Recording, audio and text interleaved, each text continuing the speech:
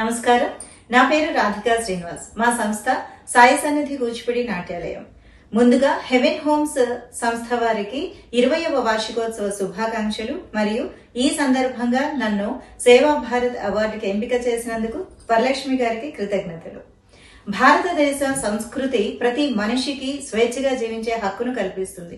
కానీ ఈ రోజు స్త్రీ పట్ల జరుగుతున్న ఈ బహిరంగ లైంగిక వేధింపులు చూస్తుంటే స్త్రీ మనుగడ మరియు వారి స్వేచ్ఛ ప్రశ్నార్థకంగా మారింది. దీనికి ముఖ్యంగా 3 కారణాలను విశ్లేషించుకుంటే, మొట్టమొదటిది విపరీతంగా పెరిగిపోయినటువంటి మద్యం, మాదక ద్రవ్యాల వినియోగం.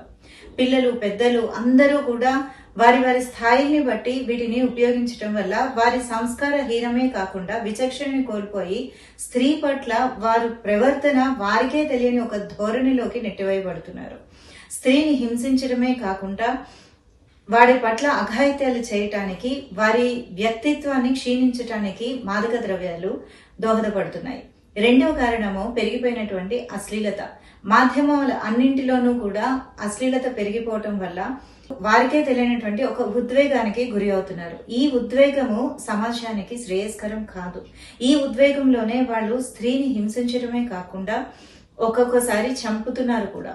దాంపత్యం అన్నది స్త్రీ పురుషుల ఇరువురికి ఒకరి మీద ఒకరికి ఉన్నటువంటి గౌరవాభిమానాలతో జరగాలే తప్పితే ఒకరి కోసం ఒకరికి తీర్చుకునే అవసరం కాదు. ఈ విషయాన్ని మనం పిల్లలకి తెలియజేయటం వల్ల వాళ్ళు ఉన్నత శిఖరాలను అధిరోహించడమే కాకుండా బాధ్యతాయుతంగా ప్రవర్తించగలుగుతారు. నేను ఒక నాట్య కళాకారిణిగా అంతర్మథనం మరియు వ్యసన భారతం అని 2 నృత్యాంశాలను చిత్రీకరించి, అంతర్మథనంలో 3 అంశాలను తీసుకొని చిన్నపిల్లల మీద వివాహానికి ముందు తర్వాత స్త్రీ పడే ఆవేదన కళ్ళకి కట్టినట్టుగా చూపించి వాటికి ధైర్యమే ఆయుధంగా మారి సొసైటీలో ఎలా ఎదుర్కోవాలో చిత్రీకరించారు. మరణించాలా మరి బ్రతకాలా, మదనం మదనం అంతర్మథనం కపటం కరుణకు మధ్యన మదనం నింద నిజానికి మధ్యన మదనం మనసు మాయకు మధ్యన మదనం మదనం మదనం మదనం